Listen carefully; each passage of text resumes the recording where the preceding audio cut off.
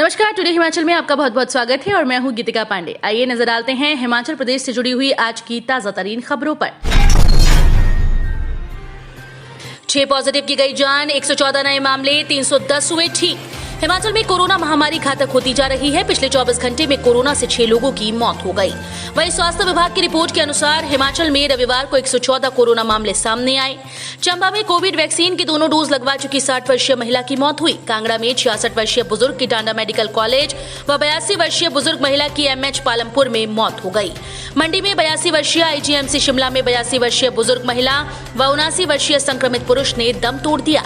उत्तर प्रदेश में कोरोना के नए मामले, चंबा 22, मंडी 24, सोलन 12, कांगड़ा 11, शिमला 11, हमीरपुर 8, ऊना 3, जबकि सिरमौर, कुल्लू और बिलासपुर में एक एक नया मामला सामने आया। अनुराग ठाकुर बोले, देवभूमि और वीरभूमि को अब बनाया जाएगा खेल भूमि। केंद्रीय खेल, सूचना और प्रसारण मंत्री अनुराग ठाकुर ने कहा कि हिमाचल प्रदेश की पहचान देश और दुनिया में देवभूमि और वीरभूमि के रूप में स्थापित हो चुकी है। अब हिमाचल को खेल भूमि के रूप में विकसित किया जाएगा। अनुराग ठाकुर रविवार को धर्मशाला में मीडिया से बात कर रहे थे। उन्होंने कहा कि क्रिकेट स्टेडियम के कारण धर्मशाला ने अपनी अनूठी पहचान बना ली है।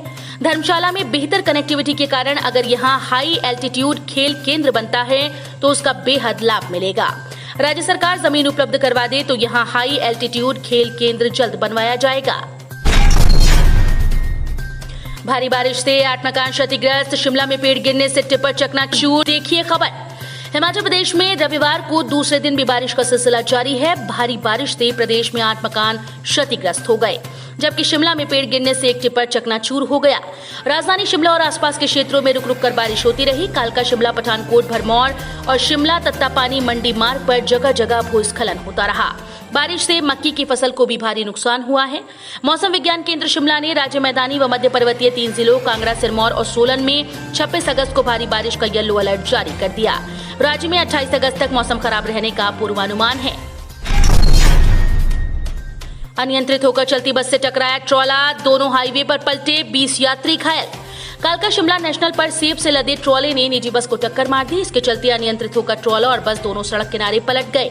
हादसे में 20 लोग घायल हो गए, जबकि बच्चे समेत एक व्यक्ति की गंभीर हालत को देखते हुए उसे आईजीएमसी शिमला रेफर कर दिया गया। हादसा जावली के समीप करीब 11:15 बजे पेश आया। इसकी सूचना स्थानीय लोगों ने पुलिस और 108 को दी। दोनों टीम्स ने मौके पर पहुंचकर बचाव का कार्य शुरू कर दिया। जानकारी के अनुसार हिमाचल प्रदेश के सोलन से कालका के लिए 32 सवारियां लेकर जा रही निजी बस जब कालका शिमला हाईवे पर जावली के समीप पहुंची तो पीछे से आ रहे सेब से लदे ट्रॉले ने उसे टक्कर मार दी। इस टक्कर से बस और ट्रॉला दोनों सड़क पर जा गिरे। इसके तुरंत बाद स्थानीय लोग भी मौके पर पहुंच गए। इसकी सूचना पुलिस और 108 को दी गई।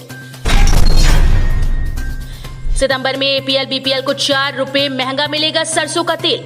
सार्वजनिक वितरण प्रणाली के तहत सस्ते राशन के डिपुओं में मिलने वाले सरसों तेल के दाम राज्य सरकार फिर से बढ़ाने जा रही है।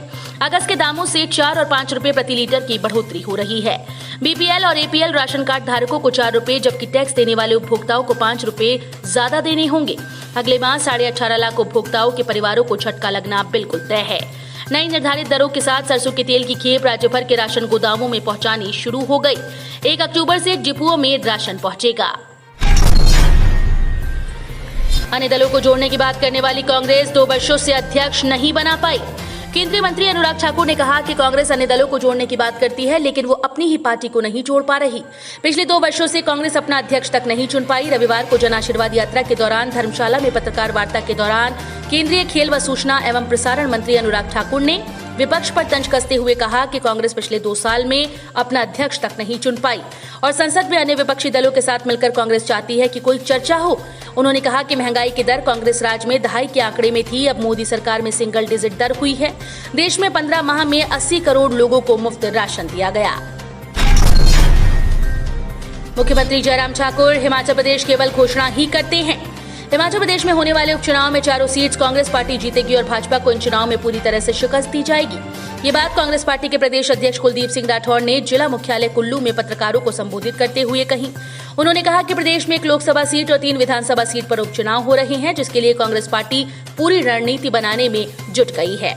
उन्होंने कहा कि कांग्रेस पार्टी पूरी तरह से चुनाव जीतने में सक्षम है और भाजपा को इन चुनाव में पूरी तरह से पछाड़ा जाएगा। राठौर ने कहा कि प्रदेश की भाजपा सरकार से आम जनमानस पूरी तरह से तंग आ चुके हैं। महंगाई आसमान छू रही है, डिपो से राशन गायब हो रहा है और जनता को राहत देने के लिए सरकार कुछ भी नहीं कर रही। ऐसे में इन उपचुनाव में भाजपा का जीतना नामुमकिन है। प्रदेश कांग्रेस पार्टी अध्यक्ष कुलदीप सिंह राठौर ने अपने दौरे के दौरान कार्यकर्ताओं की नाराजगी को लेकर मीडिया कर्मियों द्वारा पूछे गए सवालों का जवाब देते हुए ये बात कही कि हर कार्यकर्ता और पदाधिकारी प्रदेश अध्यक्ष से बात कर सकता है, लेकिन इस प्रकरण में गुटबाजी जैसा कोई भी पहलू नहीं है। धर्मशाला में जन आशीर्वाद यात्रा के रंग में पड़ा भंग, पत्रकार के तीखे सवाल को झेल नहीं पाए मंत्री जी। दरअसल शनिवार रात धर्मशाला पहुंचने के बाद अनुराग ठाकुर ने अगले दिन यानी रविवार की सुबह प्रेस कॉन्फ्रेंस रखी। इस दौरान उनसे कई पत्रकारों ने सवाल पूछे। इस दौरान एक पत्रकार ने कोरोना प्रोटोकॉल को लेकर सवाल पूछ लिया। पत्रकार ने पूछा, साहब आप तो प्रेस कॉन्फ्रेंस में बोल रहे हैं इसलिए मास्क नहीं लगाया, लेकिन आपके बगल में बैठे मंत्री और विधायक नियमों की अनदेखी कर रहे हैं, तो जनता कैसे नियम का पालन करेगी? पत्रकार के ये पूछते ही प्रेस कॉन्फ्रेंस में बैठे बीजेपी विधायक और मंत्रियों के पसीने छूट गए।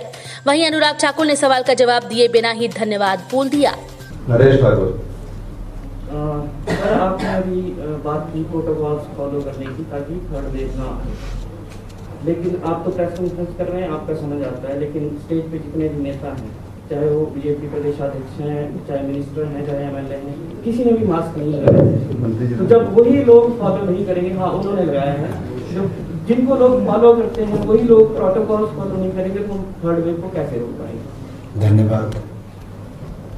रवि पांडे जी। शिमला धर्मशाला एनएच पर बाइक स्कूटी में जबरदस्त टक्कर, महिला गंभीर हालत में PGI refer. Shimla Dharamshala national highway 103 पर निहारी के पास एक बाइक और स्कूटी के बीच आमने सामने की जोरदार टक्कर हो गई, जिसमें बाइक सवार महिला व स्कूटी चालक गंभीर रूप से घायल हो गए। घायलों को नागरिक अस्पताल घुमारवी में उपचार के लिए लाया गया, जहां से डॉक्टर्स ने महिला को पीजीआई चंडीगढ़ रेफर कर दिया। प्राप्त जानकारी के अनुसार विवेक चंदेल निवासी बरसर गेहड़वी अपनी पत्नी मधुबाला के साथ बाइक नंबर पर जा रहा था कि निहारी के पास बाइक की स्कूटी से टक्कर हो गई। स्कूटी को नेपाल निवासी मुकेश थापा चला रहा था। हादसे के बाद स्थानीय लोगों की मदद से घायलों को सिविल अस्पताल घुमारवी लाया गया, जहां से डॉक्टर्स ने गंभीर हालत के चलते महिला को पीजीआई चंडीगढ़ रेफर कर दिया। हिमाचल निजी बस ऑपरेटर्स की मांग, 53 कैंसिल रूट परमिट को फिर से करें बहाल। हिमाचल निजी बस ऑपरेटर संघ ने सरकार से मांग की है कि जिन 53 रूट परमिट को कैंसिल किया गया था उन्हें फिर से बहाल किया जाए। संघ ने सरकार से कहा कि उच्च न्यायालय के आदेश के बावजूद उन्हें रूट परमिट को कैंसिल किया था, जो परिवहन विभाग की गलती थी, जिसका खामियाजा वे भुगत रहे हैं। हिमाचल निजी बस ऑपरेटर संघ अध्यक्ष राजेश पराशर ने कहा कि ये सही है कि जो 53 परमिट रद्द किए गए वो मोटर वाहन अधिनियम के तहत नहीं आते थे, लेकिन जब निजी बस ऑपरेटर्स ने रूट परमिट के संशोधन के लिए आवेदन दिया था, उस पर क्षेत्रीय परिवहन प्राधिकरण को सोच समझकर फैसला लेना चाहिए था। चोरों ने बीएसएनएल एक्सचेंज को बनाया निशाना, लाखों के उपकरणों पर किया हादसा। बिलासपुर से ग्राम पंचायत पंचगाई में आए दिन हो रही चोरी की वारदातें थमने का नाम नहीं ले रही। शनिवार रात पंचगाई गुग्गा घाट में बने भारत संचार निगम लिमिटेड कार्यालय के ताले तोड़कर लाखों रुपए के उपकरण और कॉपर के तारों पर चोरों ने हाथ साफ कर दिया। पूर्व केंद्रीय मंत्री पंडित सुखराम की तबीयत बिगड़ी, उपचार के लिए दिल्ली रवाना। पूर्व केंद्रीय दूरसंचार राज्य मंत्री पंडित सुखराम की तबीयत बिगड़ने पर उन्हें उपचार के लिए दिल्ली ले जाया गया। इस बात की जानकारी उनके पोते आशीष शर्मा ने अपने फेसबुक अकाउंट पर एक पोस्ट डालकर दी। उन्होंने कहा कि पूर्व केंद्रीय मंत्री पंडित सुखराम पिछले कुछ दिनों से बीमार चल रहे हैं। तो ये थे हिमाचल प्रदेश से जुड़े हुए आज के कुछ खास समाचार।